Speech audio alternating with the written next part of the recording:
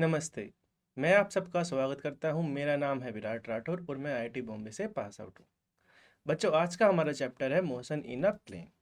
तो चलिए बच्चों, इस चैप्टर को शुरू करते हैं। काफ़ी आसान चैप्टर है बच्चों। हमने बात की थी पहले चैप्टर के अंदर।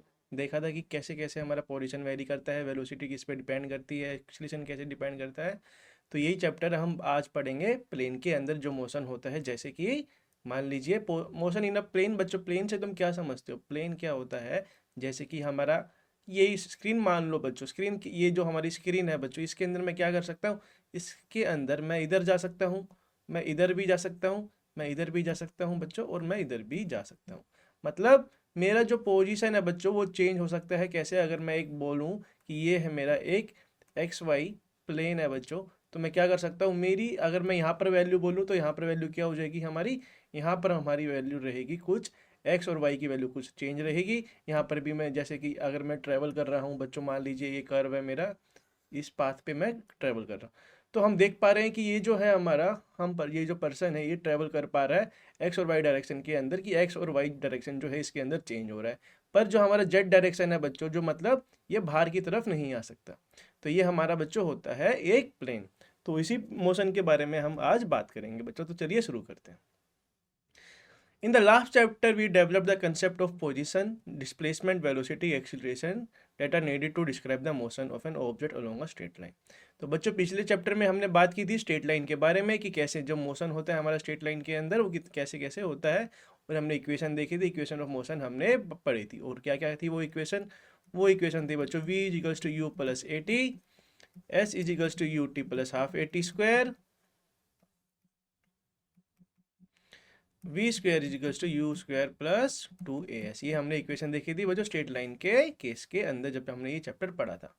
तो अब आज हम बात करेंगे कि जब प्लेन के अंदर जब मोशन होता है, कि मतलब कि अगर जो मेरा ऐसे कोई है, मेरा ये एक्स और वाई प्लेन है बच्चों, तो मेरा जो ऑब्जेक्ट है वो मूव कर रहा है। कैसे कैसे वो जैसे कि अगर मेरा इस डायरेक्शन के अंदर इस तरह से जो है मेरा मूव कर रहा है ऑब्जेक्ट, कोई बॉडी मूव कर रही है, तो हम क्या देखने को मिलेगा कि हमारा जो एक्स डायरेक्शन है बच्चों वो भी चेंज हो रहा है, और जो मेरा वाई है बच्चों वो भी चेंज हो रहा है। ठीक है बच्चों? तो इसके अंदर क्या हो रहा है? एक्स डायरेक्शन के अंदर भी हमारा जो है पोजीशन चेंज हो रहा है, और वाई डायरेक्शन के अंदर भी पोजीशन चेंज हो रहा है। तो मतलब इसका ये जो मोशन होगा बच्चों, इसके बारे में जो हम पढ़ेंगे वो होता है कि हम मोशन इन अ प्लेन के बारे में पढ़ रहे हैं, कि दो डायरेक्शन के मोशन के बारे में हम पढ़ रहे हैं। इनको कैसे कैसे डिफाइन करेंगे? एक इक्वेशन कैसे लिख सकते हैं हम, कि हम इनको दोनों, मतलब जैसे कि जो हमारा मूव हो रहा है, कि वाई डायरेक्शन में कितना मूव हो रहा है, एक्स डायरेक्शन के अंदर मूव हो रहा है, उसको हम कैसे लिखेंगे, उसके डिस्प्लेसमेंट वेक्टर को कैसे डिफाइन करेंगे, वेलोसिटी को कैसे डिफाइन करेंगे, एक्सीलरेशन को कैसे डिफाइन करेंगे, ये सब चीज़ें हम इस चैप्टर के अंदर सीखेंगे बच्चों। ठीक है बच्चों? तो चलिए शुरू करते हैं। We found that the directional aspect of this quantity can be taken care by positive and negative sign, as in one dimension only two direction are possible। बच्चों, वन डायरेक्शन के अंदर हमने क्या देखा था जब हमने बात की थी motion in a straight line? उसके अंदर क्या था कि हमारा जो ऑब्जेक्ट है वो या तो मूव हो सकता है सीधा, या तो वो मूव हो सकता है पीछे की तरफ।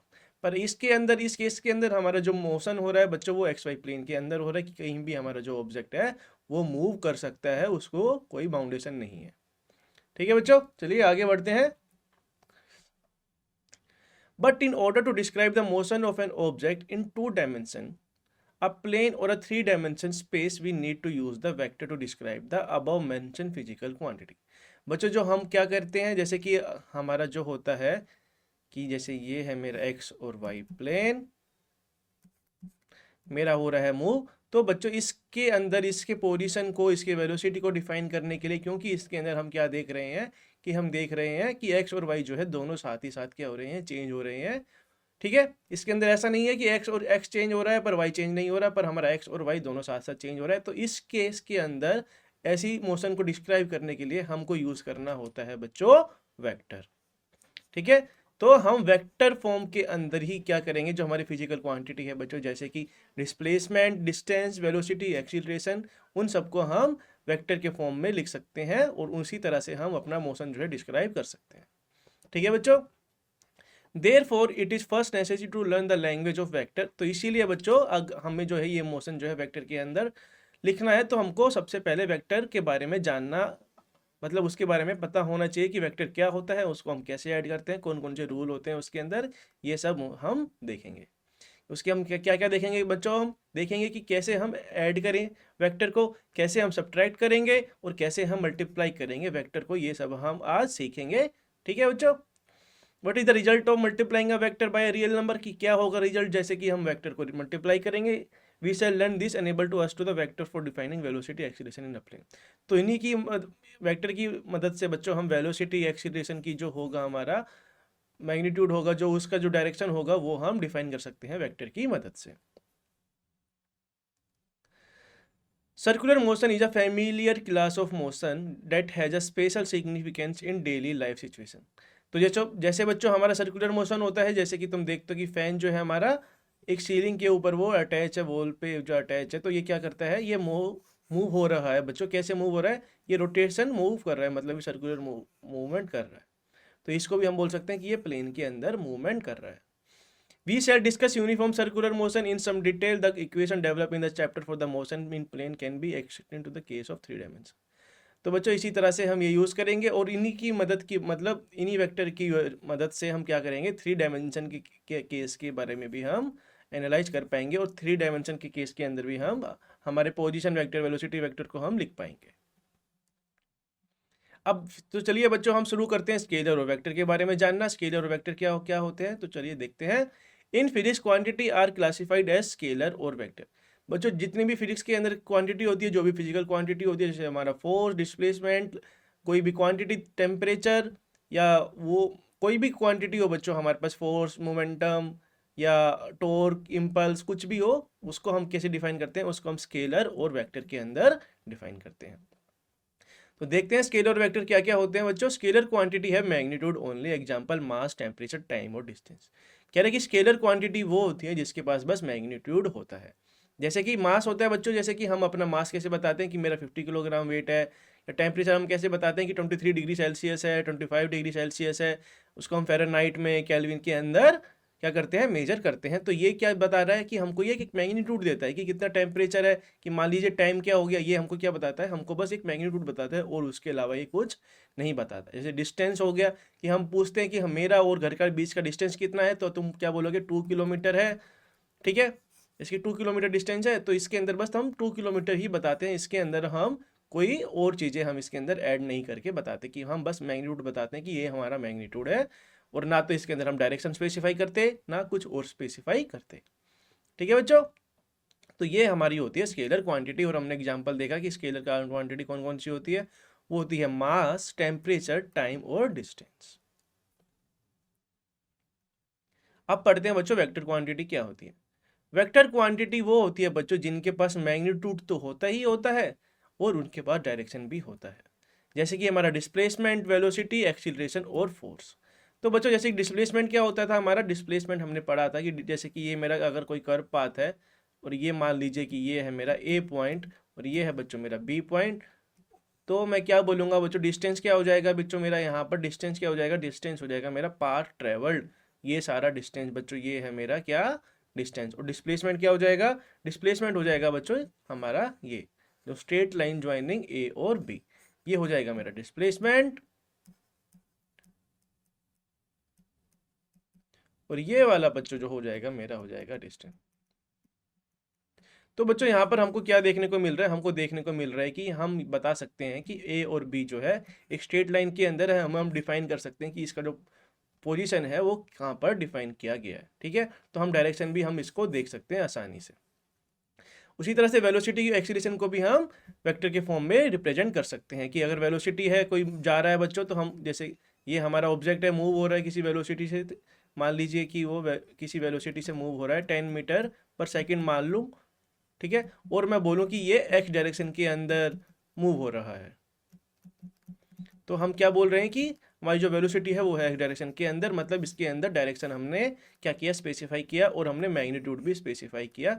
इसका मतलब वेक्टर क्वांटिटी तभी बनेगी जब उसके पास मैग्नीट्यूड तो हो और डायरेक्शन भी बच्चों हो, जैसे वेलोसिटी, डिस्प्लेसमेंट, एक्सीलरेशन, फोर्स। जैसे हम फोर्स लगाएंगे तो बच्चों हम किसी एक डायरेक्शन के अंदर ही फोर्स लगाते हैं, और जैसे ही हम फोर्स लगाते हैं तो वो बॉडी जो है मूव होना स्टार्ट हो जाती है या एक्सिलरेट होना स्टार्ट हो जाती है। तो ये हमको देता है मैग्नीट्यूड और डायरेक्शन। इसी तरह से हम वेक्टर क्वांटिटी को करते हैं represent. Vector quantity are represented in a bold face or with arrow. The magnitude of vector is denoted by the absolute value. Example, v vector is equals to v. तो बच्चों vector को हम denote करते हैं, जैसे कि अगर मैं ए वेक्टर लिखूं तो ए वेक्टर को मैं लिखूंगा, उसके ऊपर मैं साइन बनाऊंगा बच्चों एरो का। तो इस तरह से मैं इसको वेक्टर को मैं रिप्रेजेंट करता हूं। और इसका जो अगर मैं मैग्नीट्यूड लेना पड़े तो मुझे मैग्नीट्यूड लेना पड़ेगा इस तरह से बच्चों, ठीक है, जो कि हो जाएगा मेरा ए।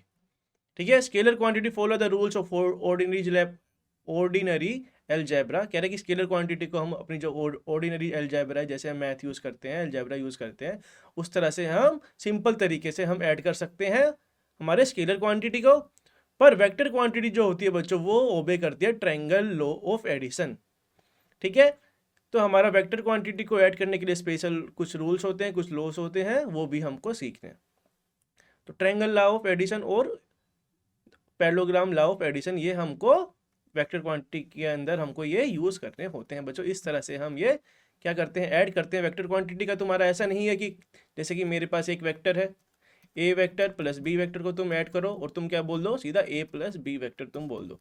ऐसा नहीं होता है बच्चों। हम क्या करते हैं, इसके अंदर वेक्टर के अंदर हम यूज करते हैं कुछ लॉ जिसके बारे में हम पढ़ेंगे। हम ये इस तरह से सीधा इसको नहीं बोल सकते ए प्लस बी वेक्टर। ठीक है बच्चों, चलिए आगे बढ़ते हैं, देखते हैं ये ट्रायंगल लो पैरेललोग्राम लो क्या क्या होते हैं। Position and displacement vector. To describe a position of an object moving in a plane, we need to choose a convenient point, say O as a origin. Let P and P dash be the position of an object at time t and t dash.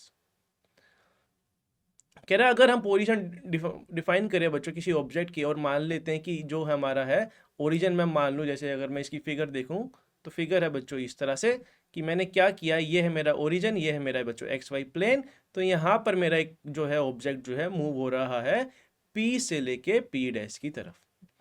ठीक है, और मान लीजिए जो P है तो पहले तो बच्चों हमारा हो जाएगा, क्या हो जाएगा, हमारा ओपी हो जाएगा, एक आर वेक्टर मैंने उसको माना है, और ओपी डैश बच्चों हो जाएगा मेरा आर डैश वेक्टर।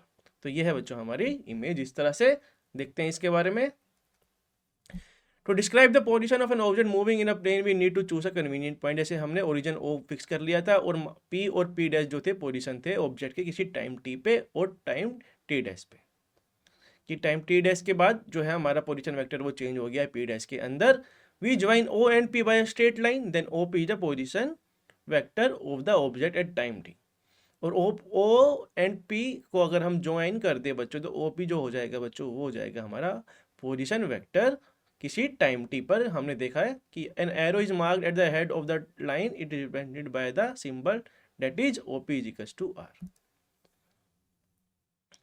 देखिए बच्चों हमने क्या किया, हमने देखा कि ये हमने क्या किया, ओरिजिन को हमने सेट कर लिया और फिर इसके रिस्पेक्ट में हमने पोजीशन वेक्टर लिखा, ये लिखा हमने आर वेक्टर और इसको हमने लिखा बच्चों आर डैश। ठीक है, तो ये मेरा हो गया पोजीशन वेक्टर बच्चों। और ये मान लीजिए कि ये किसी टाइम t पर है और ये किसी टाइम t डैश पर है। ठीक है, point P is represented by another position vector OP dash. ठीक है, तो हमने OP डैश से उसको रिप्रेजेंट कर दिया जिसको हमने R डैश भी बोला। The length of the vector R represent the magnitude of vector any direction. तो बच्चों जो लेंथ होगी वेक्टर R की वो क्या बताएगी, हमको मैग्नीट्यूड बताएगी वेक्टर का और उसके डायरेक्शन को भी हमको बताएगी कि direction in which P lies as seen from O। तो कौन से किसके रिस्पेक्ट में वो डायरेक्शन रहेगा वो भी हमको बता रहा है। If the object move from P to P dash, की हमारा जो ऑब्जेक्ट है P से P डैश की तरफ गया, तो जो वेक्टर P डैश है बच्चों हमारा, तो हम क्या करेंगे P डैश जो हो जाएगा with the tail at P and tip at P, it's called displacement vector corresponding to the motion from point P at time t to the point P dash at time t dash. तो बच्चों ये क्या रहा है हमसे, ये कह रहा है हमसे कि ये जो है बच्चों मेरा P और P डैश ये मेरा हो जाएगा इस केस के अंदर पोजीशन वेक्टर। ठीक है बच्चों, मतलब पोजीशन वेक्टर नहीं बच्चों, मेरा डिस्प्लेसमेंट वेक्टर, क्योंकि बच्चों हम क्या देख रहे हैं, पॉइंट P से P डैश की तरफ जा रहा है और P पॉइंट मतलब P पॉइंट पे तुम बोल दो, मान लो कि ये है टाइम t पर और T डैश पे ये आ गया है P डैश पर। तो ये जो हो जाएगा बच्चों ये हो जाएगा मेरा डिस्प्लेसमेंट, क्योंकि डिस्प्लेसमेंट तो बच्चों इतना ही है, यही लेंथ तो हमारी डिस्प्लेसमेंट है। तो ये बच्चों हो जाएगा मेरा डिस्प्लेसमेंट। ठीक है बच्चों, तो इस तरह से हम डिफाइन करते हैं हमारे डिस्प्लेसमेंट वेक्टर को। call the displacement vector corresponding to the motion from point P at time t and P dash at time t dash. It is important to note the displacement vector is the straight line joining the initial and final position. तो बच्चों हमने displacement vector को कैसे define किया, हमने एक straight line बनाई कि कहाँ से कैसे, जो हमारा इनिशियल पोजीशन था हमारा पी डैश, पी से पी डैश, और फाइनल पोजीशन था हमारा पी डैश, उसको हमने क्या किया, ज्वाइन किया, और हमने बताया कि वो है मेरा displacement vector. It does not depend on the actual path, और ये डिपेंड नहीं करेगा बच्चों उसके पाथ पे, वो बस डिपेंड करेगा इनिशियल और फाइनल पोजीशन पे, क्योंकि डिस्प्लेसमेंट जो होता है हमारा एक होता है वेक्टर. ठीक है, वो डिपेंड करता है इनिशियल और फाइनल पॉइंट पे, ना कि वो डिपेंड करता है हमारे पाथ जो हम ले रहे हैं, डिस्टेंस ही डिपेंड करता है हमारे पाथ पे. तो ये बच्चों हमको आता ही है. तो चलिए आगे बढ़ते हैं. For example, given the initial and the final position as P and Q, the displacement vector is same as PQ for the different path is journey, say P A B C Q P D Q P B E F Q. ठीक है बच्चों, तो अगर देखें हम इसके अंदर ये क्या कह रहा है कि हमने इस केस के अंदर क्या किया है कि हमारा जो है, जैसे कि अगर हम डिफाइन कर रहे हैं इसके अंदर जो पाथ रहेगा बच्चों हमारा काफ़ी ज़्यादा अलग अलग है, पर जो हमारा डिस्प्लेसमेंट वेक्टर है, जैसे ये पाथ है बच्चों, हमने लिया ये वाला पाथ लिया, ये वाला पाथ लिया, पर जो हमारा डिस्प्लेसमेंट वेक्टर है वो डिपेंड करेगा कि इनिशियल और फाइनल पॉइंट पे. मान लीजिए कि अगर मेरे को पी क्या हो वेक्टर लिखना है, तो मुझे ऐसा नहीं है कि जो अगर मेरा जो क्या हो रहा है मेरा, तो मैं पी डी क्या उसे जा रहा हूँ या पी ए बी सी क्या उसे जा रहा हूँ, पर मेरा डिस्प्लेसमेंट वेक्टर डिपेंड करेगा बस इनिशियल और फाइनल पॉइंट पर, ना कि इसके पाथ टेकन पर. तो ये हमको ये समझा रहा है. ठीक है बच्चों.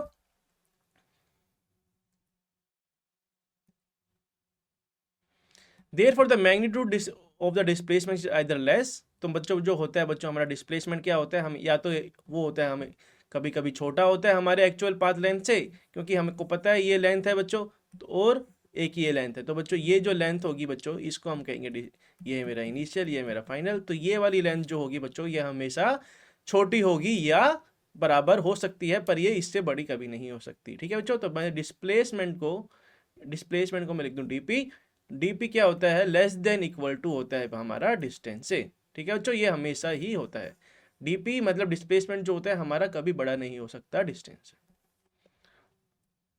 Equal to the path length of the object between the 2 points. This fact was emphasized in the previous chapter also while discussing the motion along a straight line.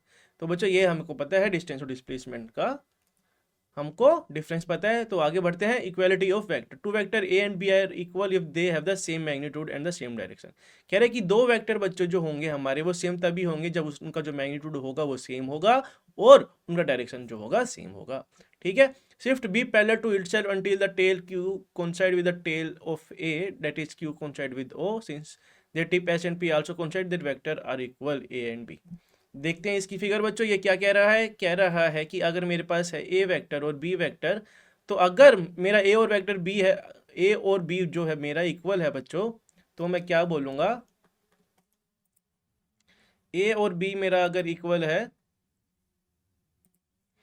अगर ए और बी मेरा इक्वल है, तो अगर मैं इसको कोइंसाइड करूं बच्चों और क्या को मैं कोइंसाइड करूं, और अगर मेरा पी और एस जो है वो भी कोइंसाइड हो रहा है, तो ही मैं क्या बोल सकता हूं कि ए और बी मेरा क्या है, सेम वेक्टर है. ठीक है. अगर ओ और क्यू को मैं कोइंसाइड करूं, मतलब मैं इसको उठा के रख दूं इधर, और ओ और क्यू क्या करेंगे, अगर वो सेम आ जाएंगे एक सेम पॉइंट पर, कि मेरा ये जो टेल है ये बच्चों मेरा टेल है, और इसको मैं टेल को क्या कर रहा हूँ, इनका डिस्टेंस जो है मिला रहा हूँ मैं, और पी और एस अगर मेरा क्या हो, पी और एस जो है वो भी कोइंसाइड कर दे, तो ही मैं बोलूँगा कि ए और बी जो है क्या है, सेम वेक्टर है. और अगर ऐसा नहीं हो रहा है तो वो नहीं होगा, क्योंकि इस केस के अंदर हम देख रहे हैं कि ये दोनों एक दूसरे के पैरेलल है, और अगर मैं कोइंसाइड करूँगा तो ये कोइंसाइड हो जाएंगे बच्चों. पर इस केस के अंदर क्या होगा, इस केस के अंदर हमको दिख रहा है कि ये पैरेलल नहीं है, ये क्रॉस करेंगे किसी पॉइंट पर, और पी और एस जो है कोइंसाइड नहीं करेंगे, जैसे कि अगर ओ और क्यू कोइंसाइड, ओ डैश या क्यू डैश जो है कोइंसाइड करते हैं. ठीक है बच्चों. ठीक है. In general, equality is indicated as A is equals to B, even if B dash is shifted, so its tail Q coincide with the tail O dash of A. Tip S dash of B dash does not coincide with tip P dash of A dash. Multiplying a vector. बच्चों इसी तरह से क्या करते हैं हम कि अगर हम शिफ्ट करें तो ही हमारा इक्वलिटी होल्ड करेगा, जब हमारा जो है टेल जो है कोइंसाइड करेगा और हेड जो है कोइंसाइड करेगा. अभी हम बात करते हैं बच्चों, अगर हम मल्टीप्लाई करें एक वेक्टर को किसी एक मतलब कांस्टेंट नंबर से मल्टीप्लाई करें या पॉजिटिव नंबर से मल्टीप्लाई करें तो वो क्या देगा, मतलब उसका मैग्नीट्यूड कैसे चेंज होगा। Multiplying a vector A by a positive number lambda give us a vector whose magnitude is change by a factor lambda. कह रहा है कि अगर हम एक वेक्टर को लैम्डा से मल्टीप्लाई कर दें, एक कांस्टेंट नंबर से मल्टीप्लाई कर दें, तो जो उसका मैग्नीट्यूड होगा वो चेंज हो जाएगा, कितने टाइम से, लैम्डा टाइम से ही चेंज हो जाएगा। तो अगर मैं लैम्डा ए कर रहा हूं तो बच्चों लैम्डा टाइम्स ए मैं इसको लिख सकता हूं। तो क्या हो जाएगा, डायरेक्शन भी उसकी सेम रहेगी अगर मेरा लैम्डा जो है पॉजिटिव है, 0 से बड़ा है। और अगर मेरा लैम्डा अगर होगा बच्चों 0 से छोटा, तो मतलब जो मेरा होगा जो वेक्टर है बच्चों, उसका जो होगा डायरेक्शन जो हो जाएगा, चेंज हो जाएगा, वो सेम नहीं रहेगा। Multiplying a vector a by negative number minus lambda gives another vector whose direction is opposite to the direction of a। कह रहा है अगर हम माइनस लैम्डा से मल्टीप्लाई कर दें तो हमको क्या मिलेगा, हमको एक वेक्टर ऐसा मिलेगा जिसका डायरेक्शन जो होगा अपोजिट होगा और जिसका मैग्नीट्यूड होगा वो होगा lambda times magnitude of A vector. ठीक है बच्चों, तो ये बेसिक बेसिक सी चीज़ें, तो मतलब हमको इन चीज़ों में क्या करना है, इनमें हमको कंफ्यूज नहीं होना है। ये काफ़ी, जैसे कि हमने लैम्डा टाइम्स ए देखा, हमने प्लस का साइन देखा कि अगर हम माइनस से मल्टीप्लाई करेंगे तो हमारा जो वेक्टर है उसका जो डायरेक्शन हो जाएगा वो अपोजिट हो जाएगा, उसका मैग्नीट्यूड चेंज हो जाएगा, जिससे कि हम जिस टर्म से हम उसको मल्टीप्लाई कर रहे हैं। We shall now describe this law of addition using the graphical method. Let us consider two vector A and B such that lie in a plane. The length of the line segment representing the these vector are proportional to the magnitude of vector. चलिए आगे बढ़ते हैं। To find the sum a plus b, we place vector b so its tail is at the head of vector a. Then we join the tail of a to the head of b. The line OQ represents the vector r, that is the sum of the vector a plus b. तो बच्चों a और b अगर मेरे पास दो vector है, उनको मैं सम करूंगा तो मैं उसको कैसे लिखूंगा, तो ये हम देख लेते हैं। Since the procedure of vector addition vector are arrange head to tail, the graphical method is called the head to tail method. तो देखते हैं इसका ग्राफ बच्चों। तो जैसे कि बच्चों हम क्या देख रहे हैं, ये है मेरा ए वेक्टर, ये है मेरा बी वेक्टर, तो मैं क्या कर रहा हूं, मैं इन दोनों का ले रहा हूं रिजल्टेंट। तो बच्चों क्या लिखते हैं हम, वेक्टर को रिप्रेजेंट कैसे करते हैं, वेक्टर को हम रिप्रेजेंट करते हैं इस तरह से। ये है मेरा ए वेक्टर, ए वेक्टर के अंदर होता है बच्चों हमारा, ये होता है मेरा बच्चों, क्या होता है, ये होगा मेरा बच्चों टेल, ये होगा बच्चों मेरा हेड। ठीक है, तो हमने देखा कि बी वेक्टर है मेरे पास, ए वेक्टर है जिसका बी वेक्टर का डायरेक्शन है बच्चों इधर, ए वेक्टर का डायरेक्शन है बच्चों इधर। तो मैं क्या कर रहा हूं बच्चों, मैं क्या कर रहा हूं कि मैं क्या करूंगा, इसके हेड को इसके टेल से मिला दूंगा बच्चों। ठीक है, कि मैं ये वाला उठा के सीधा क्या कर रहा हूं, जैसे कि ए को मैंने उठा के क्या किया, ए को मैंने उठा के, ए है बच्चों मेरा इधर इस डायरेक्शन के अंदर, तो बी को मैंने क्या किया, मैं ले गया इसको इधर, तो मैंने ये वाला जो है इसको कर दिया शिफ्ट बच्चों इस तरह से। ठीक है, तो बच्चों अगर मैं ये शिफ्ट करूंगा बच्चों इस तरह से, ए वेक्टर ये ऐसे है बच्चों, बी वेक्टर ये है ऐसे, तो जो मेरा एक नया वेक्टर बनेगा बच्चों वो मेरा बनेगा बच्चों रिजल्टेंट वेक्टर, इन दोनों का रिजल्टेंट। हम ए वेक्टर और बी वेक्टर को ऐड करेंगे तो हमको एक रिजल्टेंट मिलता है जिसका नाम है बच्चों आर, जिसको हम रिप्रेजेंट कर रहे हैं आर, और उसको लिखेंगे हम ए प्लस बी। ठीक है बच्चों, तो इसी तरह से हम देखेंगे इस केस के अंदर कि मेरा क्या है, ए वेक्टर है बच्चों इस ऐसे और बी वेक्टर है बच्चों ऐसे, तो ये हो जाएगा बच्चों मेरा आर प्लस बी वेक्टर, इस तरह से भी हम इसको डिफाइन कर सकते हैं। और अगर मान लीजिए ये है मेरा ए वेक्टर, ये मेरा, अगर मैं तीन वेक्टर को ऐड कर रहा हूँ बच्चों तो हम कैसे करेंगे, ए वेक्टर है मेरे पास है बी वेक्टर, तो मैंने क्या किया, इसके हेड को इसके टेल से किया ज्वाइन, और इसके हेड को इसको किया इसको ज्वाइन, तो मैं क्या देखूंगा कि ये मेरा बन जाएगा ट्रायंगल, तो ये क्या हो जाएगा मेरा ए प्लस बी। उसी तरह से हम इन सबको भी डिफाइन कर सकते हैं बच्चों। ठीक है, तो इस तरह से हम ट्रायंगल लॉ यूज कर सकते हैं वेक्टर को एडिशन के लिए। The two vectors are there resultant form three sides of a triangle, so the method is known as triangle method। कह रहे कि दो वेक्टर बच्चों क्या होता है, और जो उनका रिजल्टेंट होता है बच्चों वो क्या होती है, हमारी तीसरी साइड होती है ट्रायंगल की, जो बनती है वेक्टर उसके हेड और टेल को मिलाने के बाद में, और इसको हम बोलते हैं बच्चों triangle method of vector addition. तो ये हमारा एक ट्रायंगल मेथड होता है बच्चों कि हम वेक्टर को ऐड कर सकते हैं इस तरह से। If we find the resultant of B plus A, कह रहा है कि अगर हमको रिजल्टेंट हमको निकालना है B plus A, the same vector R is obtain, तो हमको आर मिल जाएगा बच्चों। तो वेक्टर एडिशन जो होता है बच्चों, होता है कम्यूटेटिव, मतलब ए प्लस बी को हम ऐड कर सकते हैं बी प्लस ए, ऐसा नहीं है कि a प्लस बी, मतलब हम अलग से भी इसको ऐसे इस तरह से भी इसको हम ऐड कर सकते हैं, और ये होता है कम्यूटेटिव वेक्टर एडिशन होता है बच्चों। चलिए आगे बढ़ते हैं। The addition of a vector also obey the associative law. The resultant of adding vectors a and b first and then adding vector c is the same as the resultant of adding b plus c.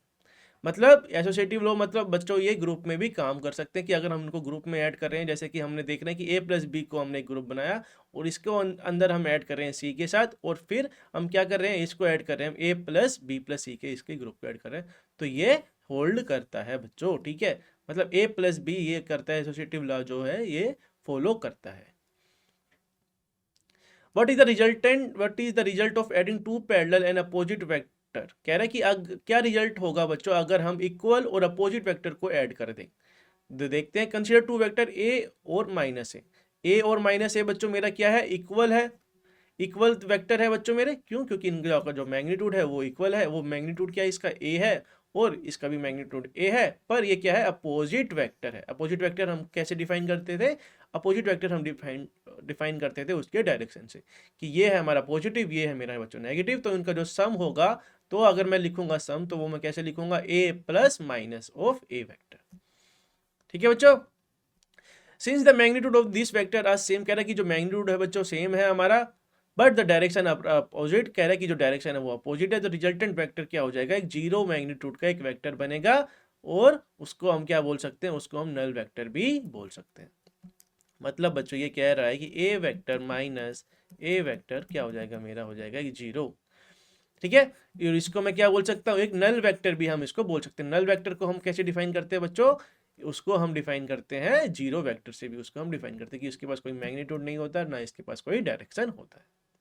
ठीक है, तो इसको हम null vector से भी हम define करते हैं, या जीरो वेक्टर से भी उसे हम डिफाइन कर सकते हैं। चलिए आगे बढ़ते हैं। Since the magnitude of a null vector is zero, कह रहा है कि मैग्नीट्यूड जो होगा बच्चों नल वेक्टर का वो होता है zero, it direction can not be specify. तो इसीलिए जो उसकी डायरेक्शन होगी बच्चों वो हम स्पेसिफाई नहीं कर सकते कि नल वेक्टर का कि जो वो है बच्चों हमारा, कि वो पॉजिटिव डायरेक्शन में है, नेगेटिव डायरेक्शन में है, वो हम बता नहीं सकते। The null vector also results when multiply a vector A by another number zero. The null vector also result when we multiply a vector a by a number zero। कह रहा है कि अगर हम एक वेक्टर a को multiply कर दे zero से, तो हमें जीरो वेक्टर मिल जाएगा।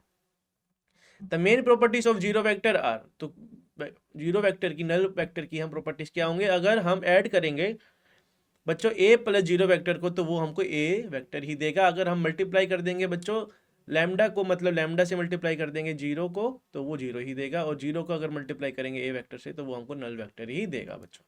तो ये कुछ प्रॉपर्टीज थी बच्चों, एकदम सिंपल सिंपल सी, ये तुमको आनी चाहिए। चलिए आगे बढ़ते हैं। Now suppose that an object which is at point P at time t move to P dash. जैसे बच्चों हमने पहले एग्जाम्पल के अंदर देखा था कि हमारा जो ऑब्जेक्ट है वो पी से पी पर है किसी पोजीशन पर, मान लीजिए कि ये है मेरा इस तरह से, ये है पी पॉइंट, और ये किसी टाइम टी पर हमारा ये है। ठीक है, वो मूव कर गया बच्चों पी डैश पर, कितने टाइम में, किसी मान लो कि टी डैश टाइम पे वो मूव कर गया है। Suppose that an object with which is at point P at time t. ठीक है, पॉइंट पी पे था, टाइम टी पे चला गया वो पी डैश की तरफ, and come back to P, और वापस ये आ जाता है घूम के बच्चों पी पे ही। तो what is the displacement vector, क्या होगा, डिस्प्लेसमेंट वेक्टर क्या होगा बच्चों, इनिशियल पोजीशन तो बच्चों हमारी यही थी P vector, sorry P point पे, और फाइनल क्या है, वो वापस आ ही गया है, तो मतलब इनिशियल और फाइनल पॉइंट हो जाएंगे हमारे सेम हो जाएंगे। और अगर ये सेम हो जाएंगे तो डिस्प्लेसमेंट वेक्टर हम कैसे लिखेंगे, डिस्प्लेसमेंट वेक्टर बच्चों हमारा हो जाएगा एक नल वेक्टर, मतलब जीरो वेक्टर, क्योंकि हमारा इनिशियल और फाइनल पॉइंट जो है बच्चों वो सेम है, वो कोइंसाइड कर रहे हैं। Since the initial and final position coincide, the displacement is a null vector। तो बच्चों हमारा जो डिस्प्लेसमेंट वेक्टर होगा वो एक नल वेक्टर होगा। अब बात करते हैं बच्चों हम subtraction of a vector can be define term of addition of vector. तो बच्चों हम सब्ट्रैक्शन को हम कैसे करेंगे, हम उसको एक डिफाइन कर सकते हैं एडिशन के टर्म में ही, उसको डिफाइन कर सकते हैं। कैसे डिफाइन कर सकते हैं कि we define difference of two vector A and B are the sum of the two vector A and minus B. मतलब कि मैं सम कर रहा हूँ। अगर मुझे लेना है बच्चों ए और माइनस बी को, मैं बोलूँ कि ये मुझे सब्ट्रैक्ट करने दो वेक्टर को, तो मैं क्या बोल सकता हूँ इसको, मैं अगर मैं बोलूँ कि इसको मैं सम के फॉर्म में बोलूँ कि मैं सम कर रहा हूँ किस किस का वेक्टर का, ए वेक्टर का और माइनस बी वेक्टर का मैं कर रहा हूँ एडिशन। ठीक है बच्चों, ठीक है बच्चों, चलिए आगे बढ़ते हैं। तो ए माइनस बी को मैं क्या लिख दूंगा, ए प्लस माइनस बी, मतलब A vector plus minus B vector. ठीक है बच्चों, चलिए आगे बढ़ते हैं। तो इसको बच्चों, जैसे ए है मेरा इधर, जैसे कि अगर मेरे पास ये वेक्टर है बच्चों, ए वेक्टर है, ठीक है, इसका एरो इधर है, ए वेक्टर है, और अगर मैं ए माइनस ए वेक्टर लिखूंगा तो वो क्या हो जाएगा बच्चों, वो हो जाएगा सिंपली इसी वेक्टर से शुरू होके वो हो जाएगा बच्चों, बस कर लेगा अपना डायरेक्शन बच्चों रिवर्स। ठीक है, इस तरह से हम माइनस वेक्टर को करते हैं बच्चों रिप्रेजेंट। ठीक है बच्चों, तो आज के लिए इतना ही, हम मिलते हैं नेक्स्ट लेक्चर में। Thank you very much.